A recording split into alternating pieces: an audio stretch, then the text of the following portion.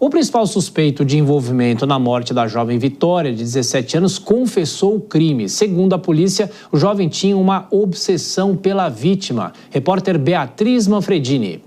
A Polícia Civil confirmou nesta terça-feira que Michael Salles dos Santos, único preso no caso, confessou que esfaqueou e matou sozinho a adolescente de 17 anos. Em coletiva de imprensa no Departamento de Polícia Judiciária da Macro São Paulo, o diretor do Damacro, Luiz Carlos do Carmo, afirmou que a confissão de Michael aconteceu em meio a uma troca de advogados e garantiu que outros elementos corroboram a tese de que ele agiu sozinho. Geralmente eles são extremamente narcisistas, extremamente egocentristas e controladores. Ele não conseguiria, entre ele e o outro, ter uma empatia ou uma lealdade entre eles. Isso geraria um conflito entre eles.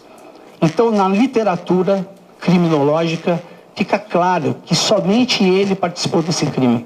A polícia confirma que a motivação do crime foi obsessão. Segundo a investigação, Michael era apaixonado por Vitória e mantinha um monitoramento contínuo da vítima desde o ano passado, além de armazenar mais de 50 fotos de outras mulheres parecidas com ela. O laudo do Instituto Médico Legal não encontrou sinais de violência sexual em Vitória. Segundo a perícia, ela foi morta com 3 facadas, mas outros sinais de violência comentados antes, como cabeça raspada e degolada, foram descartados. O delegado Fábio Senache, de Cajamar, cidade da Grande São Paulo, em que o crime foi registrado, explica que Vitória foi morta logo depois da abordagem no ponto de ônibus em 26 de fevereiro. Ele assente que sabia que ela ia estar naquele horário, porque ela postou na rede social, e essa informação está no relatório de inteligência.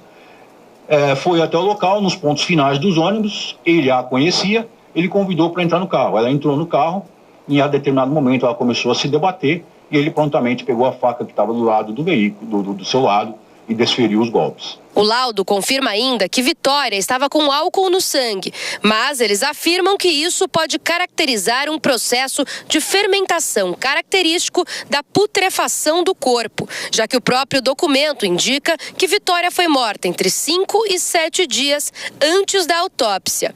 Para a polícia, o autor do crime é classificado como psicopata.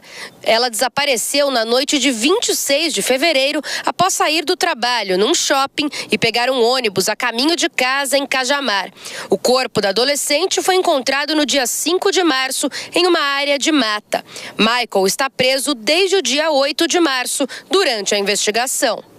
O Kobayashi, caso triste e lamentável que ganha uma proporção muito grande e, de novo, é um caso que abre a discussão sobre as penas que essas pessoas que cometem esse tipo de crime, o delegado falando sobre essa questão da psicopatia, né? É um caso que deve ser analisado e servir de exemplo, talvez. Sim, esse é um caso que, interessantemente, fura a bolha da imprensa, principalmente, sendo um caso de grande repercussão, com muitas pessoas acompanhando como se fosse uma novela, já depois de alguns anos, né? Porque já há um bom tempo a gente não tem um caso com tanta repercussão assim, principalmente depois da pulverização dos meios de comunicação. Isso passou a ser cada vez mais difícil. Mas o caso em si é interessante, que bom que a polícia já concluiu as suas investigações, mas deixou aí alguns pontos a melhorar nas investigações, porque a gente passou a ter muitos investigados, a gente tinha algumas versões ali que estamparam nos jornais os rostos de pessoas que hoje são tidas como inocentes no final disso tudo.